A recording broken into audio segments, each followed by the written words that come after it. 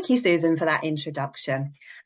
And welcome to INWED 2024. I'm really excited about today. We've got something really special for you.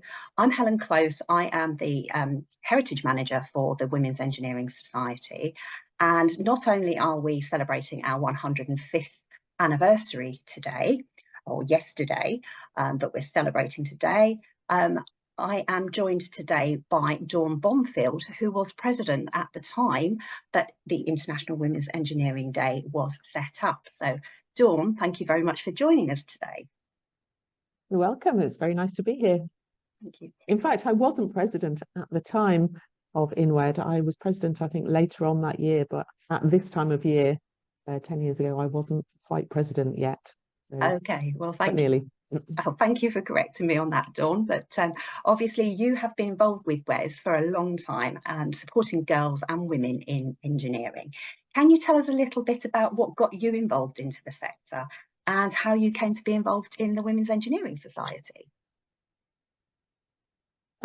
Well, my background is as a materials engineer. So I started out my professional life in aerospace composite materials. I was at Citroën, the car company, and then British Aerospace, and then moved when I got married to Stevenage, where British Aerospace became MBDA, where it's still MBDA. And then when I had a family, I sort of came out of work in engineering proper, and I started to work I started to do some volunteering work actually. And I was looking for some local volunteering work, and because I lived down the road from Stevenage, I contacted the IET, the Institution of Engineering and Technology, who have their headquarters at Stevenage. And they said they didn't have anything that I could volunteer to do for them. They had WES based at their offices in Stevenage, and they thought that WES would need more support than they did. So I started to volunteer with WES. But I have to say that before that, I hadn't really come across the Women's Engineering Society. So yeah, I'd gone through all of my engineering life, I suppose, without knowing that there was a Women's Engineering Society. And that's very interesting, I think, because I was in a similar position. I'm from a family of engineers, and I'd never heard of the Women's Engineering Society until I got this job. So it's interesting that when you're in the sector, you might not have actually, particularly back then, you might not have actually known about it. So I think you're right. I think that is back then. I think you would struggle not to know that, well, either WES or organisations like WES exist today, because I think our awareness of equality in engineering is much greater than it was back then. And when I looked back at an old photograph of when I started work at British Aerospace, and I was the only woman in that cohort of engineers of probably 15 graduate starters.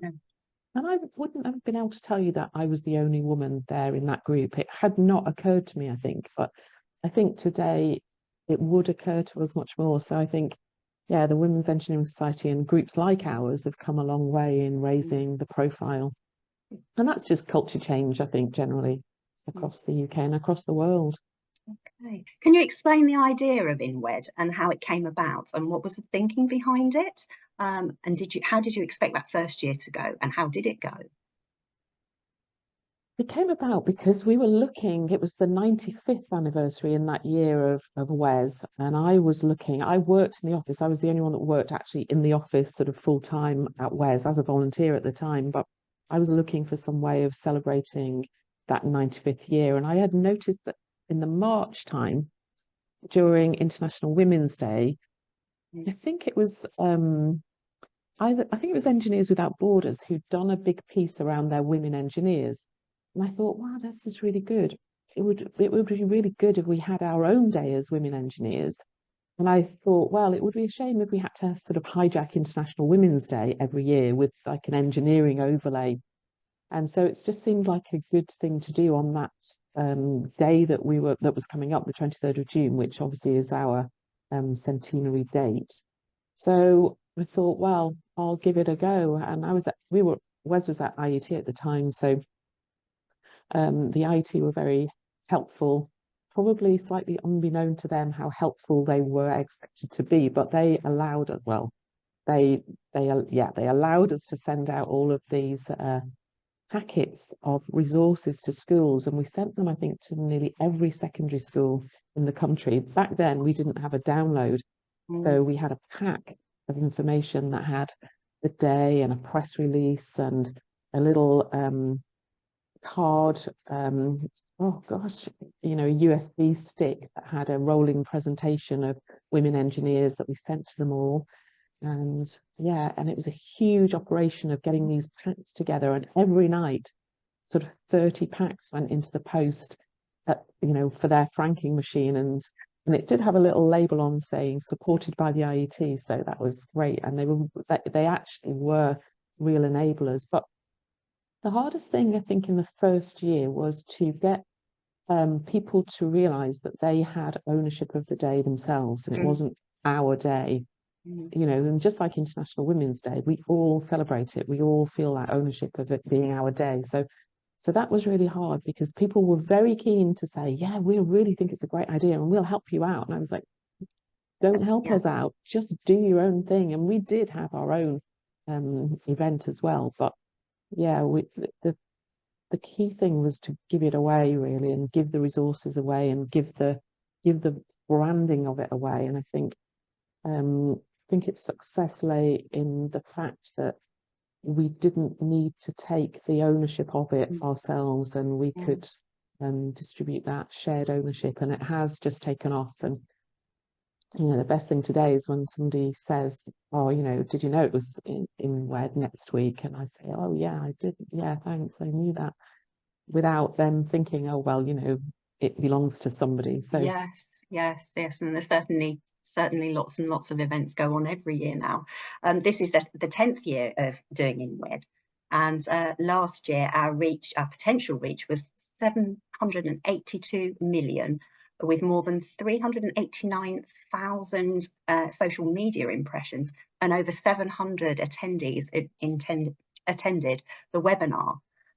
It's clearly being very, very successful. And let's see later on today how we do this year. How do you feel about the success, Dawn? Do you feel we're making a difference to the numbers of women in engineering?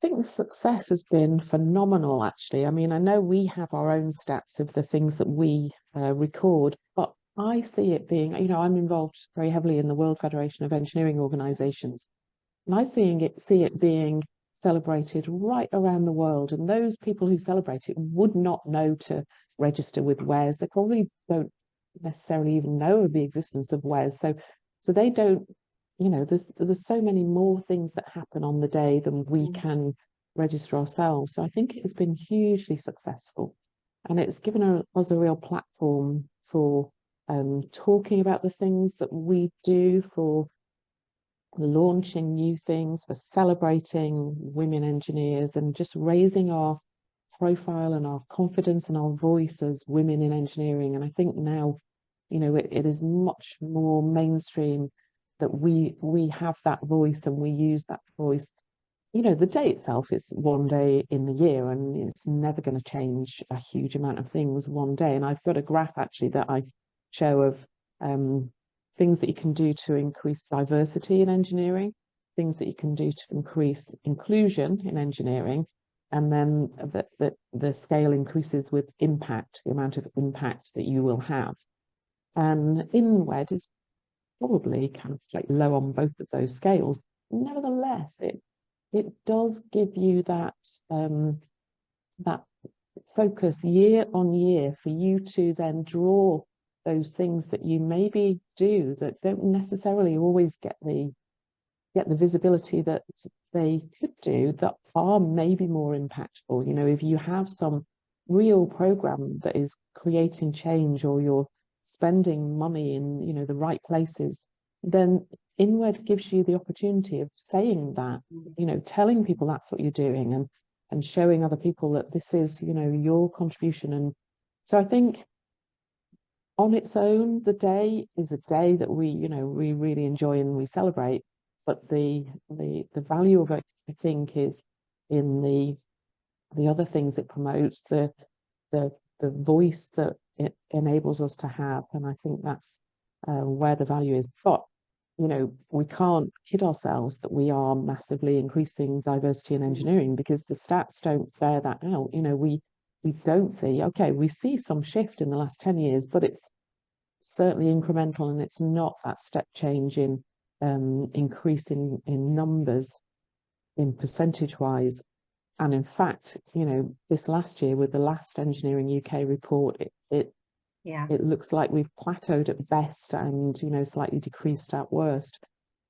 That's quite, they can be sometimes misleading, those data, really, because if you look in different areas, we have seen big improvements in certain areas of engineering and no improvements in other areas.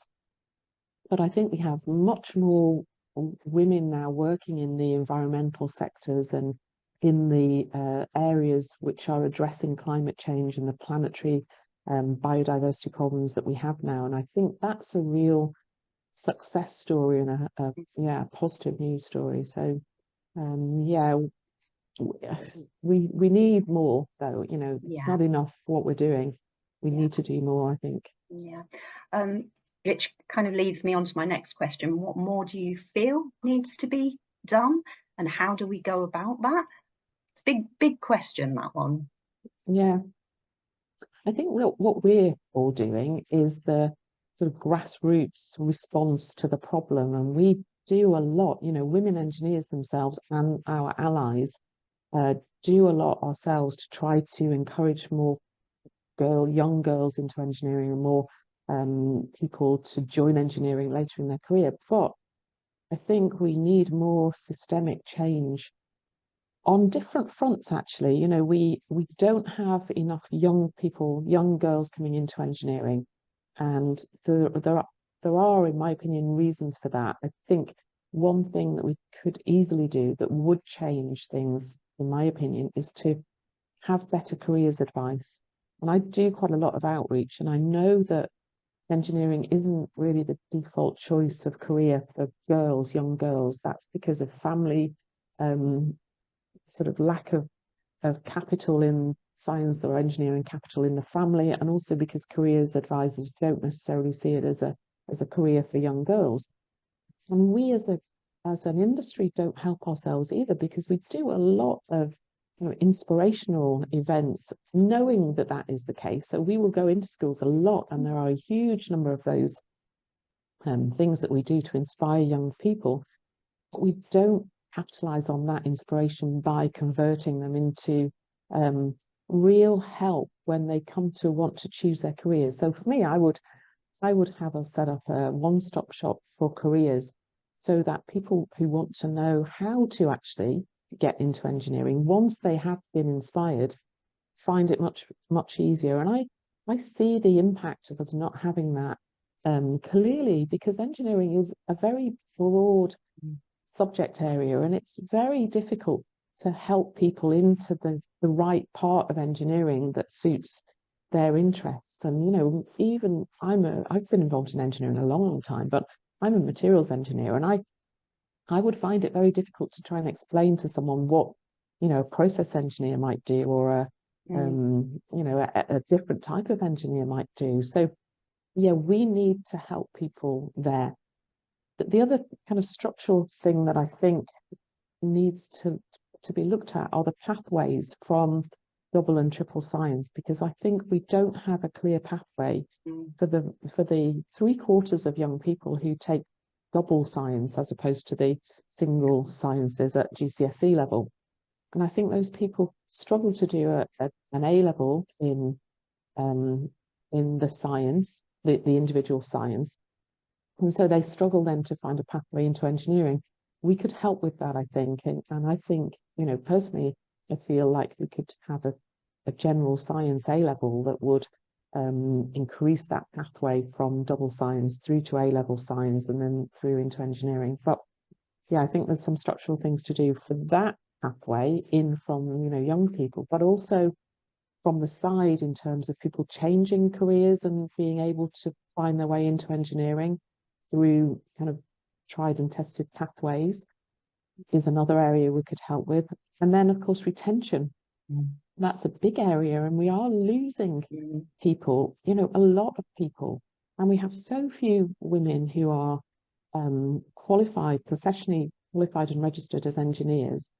And we're losing, 80% of them by Mm. the time they get to their 40s and 50s. And we just cannot afford to do that. Yeah. So in terms of the culture of engineering itself, some changes are needed there. Yeah, lots of the food for thought there, Dawn. Thank you very much for that. That's very, very interesting. Um, Now, I've also got some exciting news that was announced in the Women Engineer Journal, the last edition, but it might have got missed, and that is that WES has been successful in obtaining funding from the Royal Academy of Engineering for the Ingenious Fund. We're going to be delivering a project called What's in the Home, Electric Dreams 2024. Now, that project will focus on the Electrical Association for Women, which was set up by a subgroup, I suppose you could call it, of WES in 1924 to promote electricity in the home and the role that women played in that. So we're looking for a team of 24 women engineers to work with us on this project. Now, it's going to be about community engagement and looking at the past to inform the future. And we're going to be working with 6 visitor attractions across the UK in different locations to engage the public using theatrical skills, exhibition space, and hands-on workshops. So if this sounds like something that you as an engineer would like to get involved in, please contact us at WES, me specifically. So that's helen.close@wes.org.uk, and we can see how we can work together. This project will concentrate on the development of electricity as a domestic commodity, but that's very relevant today. And Dawn, as you've already alluded to, the role that women will need to play to get to net zero, and the need for women to be involved. Dawn, what would you like to say about this? Do you think women are involved enough in the decision making that's going on about these issues, and how important is it that women get involved in this? And what else can we do to get our voices heard? Mm.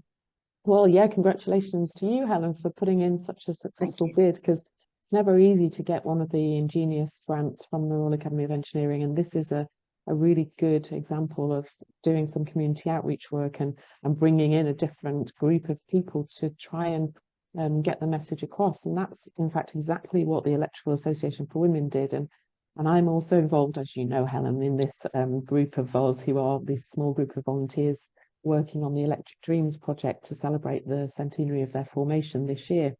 And they are such a fascinating organisation, because they really did, and they really do speak to the theme of INWED this year, which is about engineering enhancing the lives of women, because they really converted the kind of technical story of electricity to women in the home, and made sure that women understood at that point how they could use electricity to escape the drudgery of everyday tasks.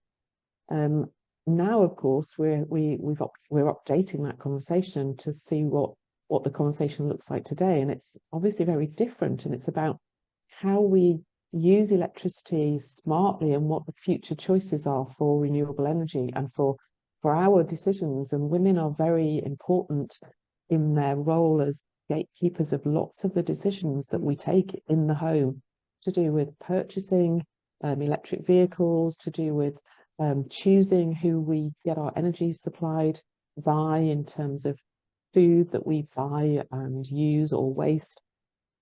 All sorts of these decisions are influenced very strongly by women. Not only women, of course, but women do have a key role here. So we are really looking at how we update. So we're looking at the history of the Electrical Association and the great kind of social impact they had on the lives of women, not women engineers, but women, in helping them to enter the workforce, because they didn't have to spend so much time on the sort of manual labour.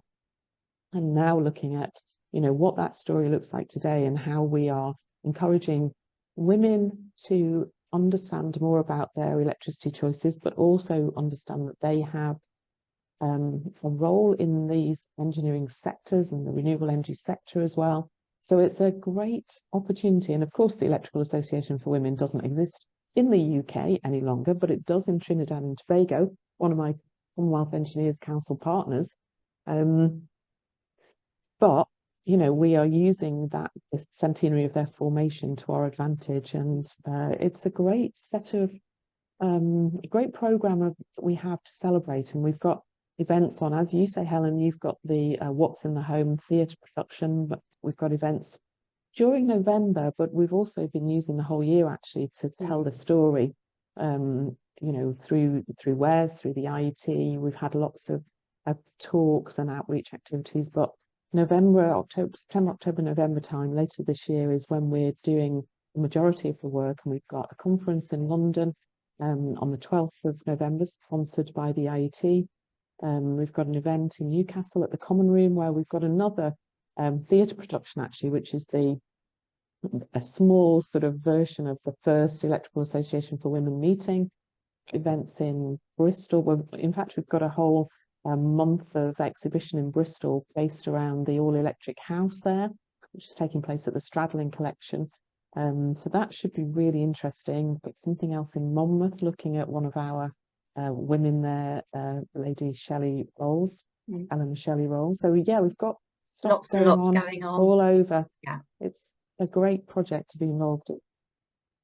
Thank you. And also WES is involved once again with the Heritage Open Days in September, and that's going to be concentrating on the Electrical Association for Women as well. Dawn, you and I can't actually be there in person at the webinar on today because not only is it the 105th anniversary of WES, but it would also have been the 135th birthday of Verena Holmes, who was one of our past presidents, practicing engineer, and she was very, very involved in WES. And this afternoon, you and I are actually going to be going to what was Verena's birthplace, which is Highworth House, which is now part of the grammar school down there. And they are going to be unveiling their new building, and we're going to be taking part in those proceedings. And the school hope to get a blue plaque for her. I know you're very involved in trying to get women engineers achievements recognised, and we're always looking for support from our members to be able to make that happen. How and why do you feel this is so important? Not just about the blue plaques, but also the naming of the buildings and the road names to be named after women engineers. Yeah, I think it's really important because it's that link to people in the community, isn't it? The lay person who then it starts to become normalized that women are engineers, and young people start to think, oh, there's a woman engineer, so marked on that building. And I think, yeah, these ideas seep into our subconsciousness when we see them. And so I think it's that they are actually really visible, the blue plaques. Lots of people do see them and sort of walk past them and notice them. So yeah, this year they're very hard to get though. Actually, they certainly in London they take a long time. We're trying to get one for Rachel Parsons in London, and it's been in the system for probably 4 years because I put it in during COVID, and I remember sitting during COVID doing the research, and so still waiting for that. But hopefully that will be successful this year. But in the meantime, we've created these virtual blue plaques because not everybody actually walks past a blue plaque, and sometimes they are slightly hidden away and you wouldn't get people to see them. So we've got these, I think there are 13 of them, 12 or 13 now, that are on the website. They're on the Magnificent Women website, and we're trying one by one to get them converted into real blue plaques. But in November, we've got a sort of guerrilla campaign where we're trying to get them stuck onto building, like plastic. I don't know if you can see my 26 poster here, but something, that's like sticky and can stick on the walls, with the hope that we will then try and convert them. We have Verena Holmes, as you say, is one that is now in the system. Laura Annie Wilson is one that we also have had approval for. Maple, in fact, we have got the building approval and the blue plaque in production, so that should go on the wall of a house in Gateshead anytime soon. And we've got a number of our members who are sort of championing these blue plaques. But if you're listening to this and you think that you are interested in championing one of these blue plaques and getting them converted, because it's often, well, it's in general it's local people who can do the legwork to get these blue plaques authorized, if you like, and erected. So it's very difficult if you're not local. So you do need that kind of local engagement. But yeah, please do get involved if you're interested in this, and you think there's one of the women is in your local area and you can help establish an actual blue plaque for them. Definitely. And as you say, it's so important it's almost like being drip fed, that it's acceptable for women to be engineers by having these names. And what I forgot to add was that this time last year, Verena had a train named after her. So we're getting there, and there are other naming events coming up in the future as well that we're quite excited about. Time's running out for us now, Dawn. It's been lovely to chat to you, and I know that you have been an inspiration to many women engineers and WES members over the years. On behalf of WES and INWED, thank you very much for joining us today. Thank you. It's been a pleasure, Helen. Thank you very much, and everyone watching, have a great day, and yeah, do celebrate being a woman engineer or being an ally.